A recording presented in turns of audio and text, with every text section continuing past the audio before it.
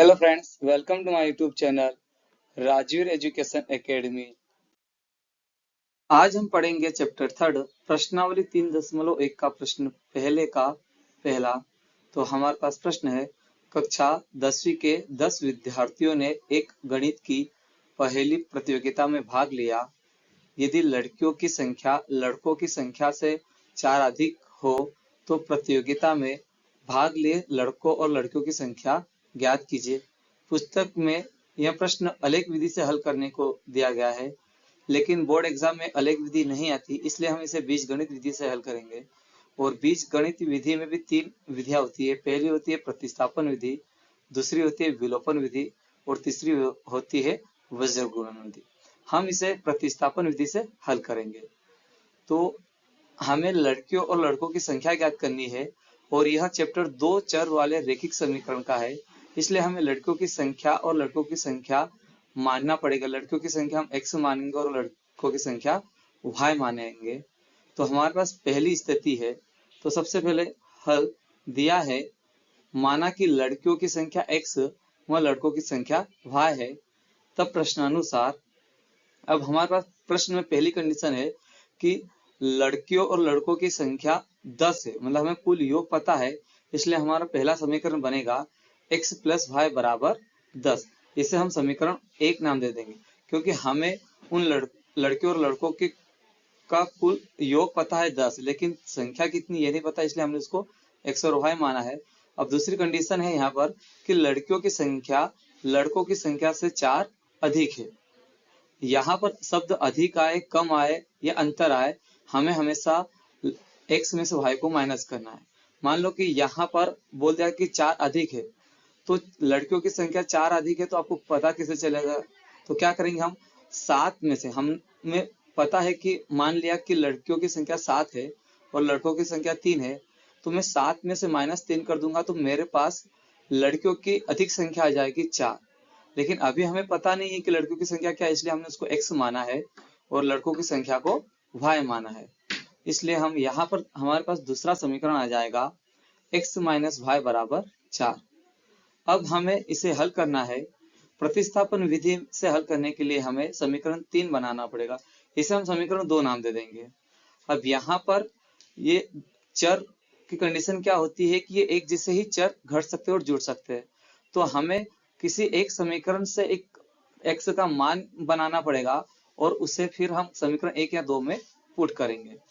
तो हम यहाँ पर समीकरण, आप किसी से भी समीकरण 3 बना सकते हैं, समीकरण 1 से भी बना सकते हैं और समीकरण 2 से भी।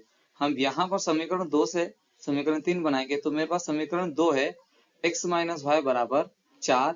यहाँ पर हम x का मान बनाएंगे, इसलिए y का पक्षांतर कर देंगे। y हमारे पास माइनस में, पक्षांतर करने पर प्लस में चला जाएगा, तो हमारे पास आ जाएगा x बराबर 4y। इसे हम समीकरण 3 नाम दे देंगे। अब हम x का मान समीकरण 1 में पुट कर देंगे, क्योंकि हमने ये समीकरण 2 से बनाया है, इसलिए याद रखना कि यदि हम समीकरण 2 से 3 बना रहे हैं तो फिर इसे 2 में पुट मत करना, इसे हमेशा 1 में पुट करना। और यदि हम 1 से समीकरण 3 बनाते हैं तो फिर इसे हम 2 में पुट करते। तो हमारे पास समीकरण 1 है, तो x का मान समीकरण 1 में रखने पर, तो हमारे पास समीकरण 1 था x प्लस वाई बराबर 10। यहाँ पर मैं x के स्थान पर 4 प्लस वाई पुट कर दूंगा, तो हमारे पास आ जाएगा 4 प्लस वाई बराबर, ये वाला y बराबर 10। अब यहाँ पर y और y जुड़ जाएगा, तो मेरे पास आ जाएगा 4 प्लस y 2y बराबर 10। अब हम यहाँ पर 4 का पक्षांतर कर देंगे, 4 प्लस में है, पक्षांतर करने पर माइनस में चला जाएगा, तो हमारे पास आ जाएगा 2y बराबर 10 माइनस 4। अब यहाँ पर 10 माइनस 4 कर देंगे, तो हमारे पास आ जाएगा 2y बराबर 6। हमें y का मान ज्ञात करना है, इसलिए मैं अब 2 का पक्षांतर करूंगा, 2y के रिस्पेक्ट में गुणित में, पक्षांतर करने पर यहाँ भागित में चला जाएगा, तो हमारे पास आ जाएगा y बराबर 6/2। अब मैं 2 से 6 को कैंसिल कर दूंगा, तो मेरे पास आ जाएगा y का मान 3। अब हमारे पास y का मान आ गया है। अब हमें x का मान ज्ञात करना है, इसलिए हम y का मान समीकरण 3 में पुट कर देंगे। तो y का मान समीकरण 3 में रखने पर हमारे पास समीकरण 3 था x बराबर 4 प्लस वाई, यहाँ y के प्लेस पर हम 3 रख देंगे तो हमारे पास आ जाएगा x बराबर 4 प्लस 3। हम 4 प्लस 3 करेंगे तो 7 आ जाएगा। हमने x को लड़कियों की संख्या माना था और y को लड़कों की संख्या, अतः लड़कियों की संख्या 7 व लड़कों की संख्या 3 है। यह हमारा आंसर है। आई होप कि वीडियो आपको पसंद आया होगा। यदि मेरा वीडियो पसंद आया हो तो प्लीज मेरे चैनल को लाइक करें, सब्सक्राइब करें और शेयर करें। अब हम दूसरा प्रश्न हल करेंगे। तो हमारा प्रश्न है 5 पेंसिल तथा 7 कलमों का कुल मूल्य ₹50 है, जबकि 7 पेंसिल तथा 5 कलमों का कुल मूल्य ₹46 है। एक पेंसिल का मूल्य तथा एक कलम का मूल्य ज्ञात कीजिए। यह हमें बुक में अलेख विधि से हल करना है, लेकिन बोर्ड एग्जाम में अलेख विधि नहीं आती, इसलिए हम इसे बीजगणितीय विधि से हल करेंगे और बीजगणित विधि में हम प्रतिस्थापन विधि से इसे हल करेंगे। तो हमें एक पेंसिल तथा एक कलम का मूल्य ज्ञात करना है। तो माना कि एक पेंसिल का मूल्य ₹x है व एक कलम का मूल्य ₹y है, तब प्रश्नानुसार प्रश्न में पहली कंडीशन के 5 पेंसिल तथा 7 कलमों का कुल मूल्य ₹50 है। तो हमने एक पेंसिल का मूल्य x माना है और एक कलम का मूल्य y, तो हमारे पास समीकरण आ जाएगा 5x + 7y = 50। इसे हम समीकरण 1 नाम दे देंगे। अब हमारे पास दूसरी कंडीशन है 7 पेंसिल तथा 5 कलमों का कुल मूल्य ₹46 है। तो हमारे पास दूसरा समीकरण आ जाएगा 7x + 5y = 46। इसे हम समीकरण 2 नाम दे देंगे। अब हम इसे प्रतिस्थापन विधि से हल करेंगे, इसीलिए हम समीकरण 1 या 2 से किसी से भी हम समीकरण 3 बनाएंगे। तो हम समीकरण 1 से समीकरण 3 बनाएंगे, जिससे ये एक चर होकर आपस में संख्या जुड़ जाए, इसलिए हम समीकरण इसमें x का मान बनाएंगे 1 से। तो मेरे पास समीकरण 1 है 5x + 7y = 50। अब मैं यहाँ पर 7y का पक्षांतर कर दूंगा। मेरे पास ये प्लस में है, पक्षांतर करने पर माइनस में चला जाएगा। तो हमारे पास आ जाएगा 5x = 50 - 7y। अब यहाँ पर हम 5 गुणित में पक्षांतर करेंगे तो भागित में चला जाएगा। तो हमारे पास आ जाएगा x = 50 - 7y / 5। यह हमारे x का मान आ गया। इसे हम समीकरण 3 नाम दे देंगे।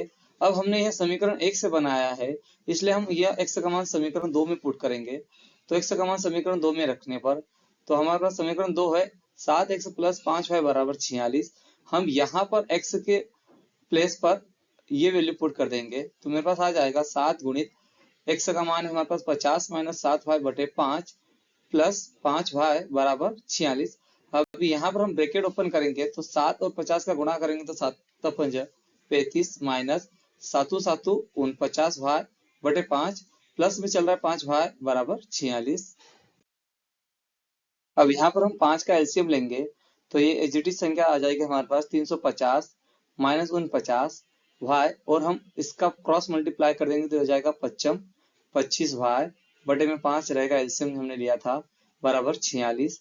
अब यहाँ पर हम गुणित में ये 5 भागित में पक्षांतर करेंगे तो गुणित में चला जाएगा। तो हमारे पास आ जाएगा 350 माइनस 49y = 25y = 46, और ये भागित में था तो गुणित में चला गया है। अब यहाँ पर हम 350, ये माइनस का 49y है और ये 25y प्लस का है। माइनस प्लस हमेशा घटता है और साइन बड़ी संख्या पर, बड़ी संख्या हमारे पास माइनस का 49 है, इसलिए मेरे पास 49 में से 25 जाएंगे तो माइनस का 24y आ जाएगा बराबर में 46 गुणित 5 करेंगे तो 230 आ जाएगा। अब यहाँ पर मैं 350 का पक्षांतर कर दूंगा तो ये प्लस में है, पक्षांतर करने पर ये माइनस में चला जाएगा। तो हमारे पास आ जाएगा -24y = 230 - 350। अब यहाँ पर भी हम प्लस माइनस कर देंगे तो मेरे पास आ जाएगा माइनस का 24y बराबर, ये भी प्लस माइनस हमेशा करता है और साइन बड़ी संख्या, मेरे पास बड़ी संख्या माइनस की 350, इसलिए हमारे पास आ जाएगा माइनस का 120। अब यहाँ माइनस से माइनस कैंसिल हो जाएगा और ये 24 गुणित में है, पक्षांतर करने पर ये भागित में चला जाएगा। तो हमारे पास आ जाएगा y = 120/24। अब मैं 12 को 12 से काट दूंगा तो 12 एकम 12 और ये हो जाएगा 12 दूनों 24। तो मेरे पास 12 एकम 12 और 0 था तो 10 हो गया, और 12 से 24 को काटा तो 2 बार। अब 2 से मैं 10 को काट दूंगा तो हमारे पास आ जाएगा y का मान 5। अब यह y का मान समीकरण 3 में रखने पर हमारे पास समीकरण 3 था x बराबर 50 माइनस 7y बटे 5। हमने y का मान ज्ञात कर लिया, अब हमें x का मान ज्ञात करना है, इसलिए हम समीकरण 3 में पुट कर देंगे। तो यहाँ हो जाएगा x बराबर 50 माइनस 7, y का मान हमने पुट कर दिया 5 बटे 5। अब यहाँ पर हम मल्टीप्लाई कर देंगे, तो 7 गुणित 5 है, तो मेरे पास आ जाएगा x बराबर 50 माइनस 7 पंज 35 बटे 5। अब 50 में से मैं माइनस कर दूंगा 35 का, तो हमारे पास आ जाएगा x बराबर 15 बटे 5 और 5 से 15 कैंसिल हो जाएगा, तो हमारे पास x का मान आ जाएगा 3। यह हमारे पास दोनों वेरिएबल्स के मान आ गए, x का भी और y का भी। अतः एक पेंसिल का मूल्य ₹3 व एक कलम का मूल्य ₹5। यह हमारा आंसर हो गया है। आई होप कि यह वीडियो आपको पसंद आया होगा। यदि मेरा यह वीडियो पसंद आया हो तो प्लीज मेरे वीडियो को लाइक करें, सब्सक्राइब करें और शेयर करें। धन्यवाद।